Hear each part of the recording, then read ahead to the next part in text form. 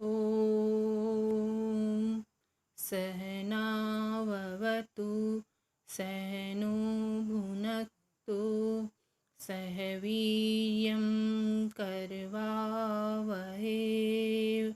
तेजस्विनामधीतमस्तु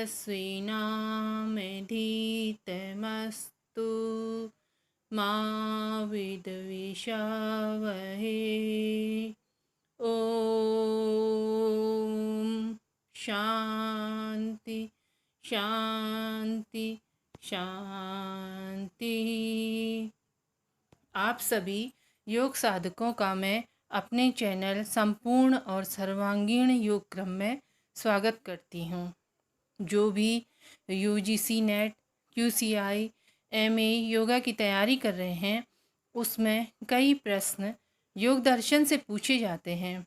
दर्शन का अर्थ ही दुखों को दूर करना होता है और योग दर्शन में भी मानव जीवन की सभी समस्याओं का समाधान है। 6 दर्शनों में से एक दर्शन योग दर्शन है।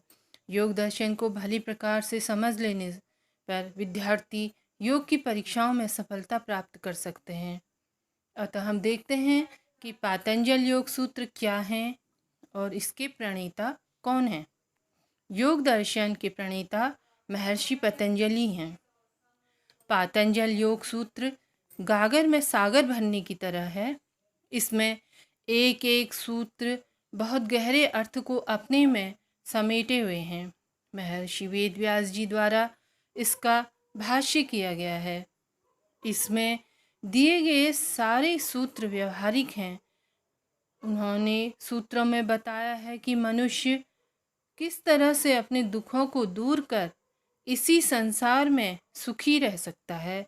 भोग और अपवर्ग मोक्ष का उपाय बताया है। उनकी तुलना हम महान साइंटिस्ट आइंस्टीन से करें तो भी कम है। उन्होंने बाह्य जगत में खोज की और महर्षि पतंजलि ने आंतरिक चेतना जगत में खोज कर चित्त शुद्धि के उपाय बताए हैं। महर्षि पतंजलि ने अनंत काल से चली आ रही धर्म परंपराओं, साधना पद्धतियों, तपस्याओं, ध्यान की विधियों को एक स्थान पर व्यवस्थित कर बहुत कम सूत्रों में प्रस्तुत किया है। पातंजल योग सूत्र का सभी भाषाओं में भाष्य मिलता है। महर्षि पतंजलि का जीवन परिचय हम फिर कभी बाद में लेंगे, क्योंकि एक प्रश्न परीक्षा में इससे संबंधित पूछा जाता है।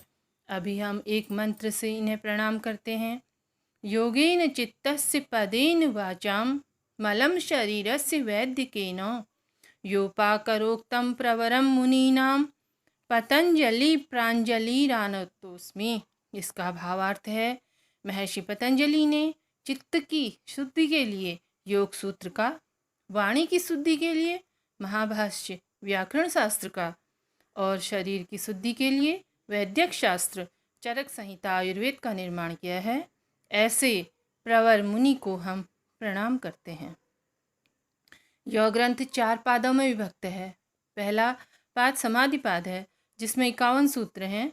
दूसरा समाधि पाद है जिसमें 55 सूत्र हैं और तीसरा विभूति पाद है जिसमें 55 सूत्र हैं। चौथा कैवल्य पाद जिसमें 34 सूत्र हैं। कुल 195 सूत्र हैं। प्रथम पाद समाधि पाद में योग के लक्षण, योग का स्वरूप और उस योग को कैसे प्राप्त किया जाए इसके उपाय बताए हैं। संसार में 3 प्रकृति के मनुष्य मिलते हैं। पहले उत्तम प्रकृति के होते हैं, दूसरे मध्यम प्रकृति के और तीसरे अधम प्रकृति के होते हैं। महर्षि पतंजलि ने पहले पाद समाधि पाद को उत्तम प्रकृति के व्यक्तियों के लिए बनाया है, क्योंकि उनका चित्त पूर्व जन्म से ही शुद्ध रहता है। उन्हें थोड़ी साधना से सफलता प्राप्त हो जाती है। जैसे किसान अपने सबसे पहले उपजाऊ खेत में कृषि कार्य करता है, उसी तरह महर्षि पतंजलि ने भी उत्तम प्रकृति के व्यक्तियों के लिए अभ्यास, वैराग्य के साथ साथ समाधि की चर्चा की है। इसमें चित्त की वृत्तियाँ, भूमियाँ, ईश्वर कौन आदि अनेक महत्वपूर्ण विषय शामिल हैं। योग दर्शन के प्रथम 3 सूत्रों में संपूर्ण योग का दर्शन छिपा है। अतः आगे हम इन योग सूत्रों का अध्ययन करेंगे। योग दर्शन के द्वितीय पाद को अधम व्यक्तियों के लिए बनाया गया है, जो इस जीवन में अपने दुखों से अत्यंत दुखी हैं, और इन दुखों को महर्षि पतंजलि ने 5 भागों में बांटा है। उन्होंने पंच क्लेश बताए हैं, और इन पंच क्लेशों को मनुष्य कुछ अनुशासनों का पालन कर दूर कर सकता है और सुखी बन सकता है, और वह अनुशासन है अष्टांग योग। तृतीय पाद विभूति पाद में महर्षि पतंजलि ने धारणा ध्यान समाधि, जिसे उन्होंने संयम का नाम दिया है, जब हम किसी चीज़ पर संयम करते हैं और साधना मार्ग पर आगे बढ़ते हैं तो चित्त शुद्ध हो जाता है, बुद्धि धर्मयुक्त हो जाती है, और उसमें कुछ सिद्धियाँ विभूतियाँ, जिन्हें हम ऐश्वर्य कहते हैं, मिलने लगती हैं। हम विवेक ख्याति, हमारी बुद्धि धर्म मार्ग चित्त शुद्ध होने से विवेक ख्याति को प्राप्त होती है।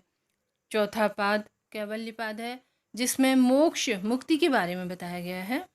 इस तरह महर्षि पतंजलि ने योग दर्शन में बताया कि एक साधारण मनुष्य भी अपने चेतना का स्तर ऊंचा उठाकर साधना के द्वारा इस जीवन में ही सुखी रहकर मोक्ष मार्ग तक पहुंचा जा सकता है। कुछ अब हम अगली चर्चा दूसरी वीडियो में करेंगे। कुछ सरल प्रश्नों से शुरुआत करते हैं, जो कि QCI के एग्जाम में आई हुई हैं। योग शब्द किस धातु से बना है? उन्होंने पूछा है कि युज धातु से, या समाधि धातु से, या संयोग धातु से, या इनमें से कोई नहीं। तो इसका उत्तर है योग शब्द युज धातु से बना है। दूसरा क्वेश्चन है, युजी योग का अर्थ कौन सा है?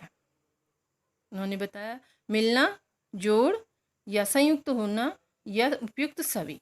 तो इसका उत्तर होगा उपयुक्त सभी। तीसरा प्रश्न है, कौन सा योग शब्द का अर्थ है? पहला समाधि, दूसरा संयम, तीसरा संयोग, और चौथा उपयुक्त सभी। तो इसका उत्तर है समाधि। चौथा, योग का तकनीकी अर्थ क्या है? पहला युज समाधो एवं युज संयमने, दूसरा युजिर योगे, और तीसरा योगम या योगो। तो इसका उत्तर होगा युज समाधो एवं संयमने।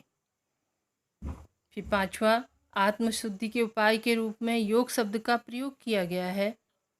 पहला गीता में, दूसरा रामायण में, तीसरा ऐतरेय उपनिषद में, या इनमें से कोई नहीं।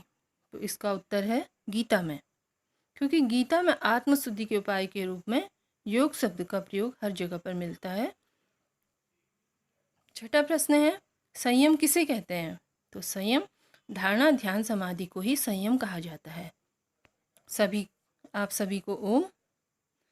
अगली चर्चा हम अगली कक्षा में करेंगे।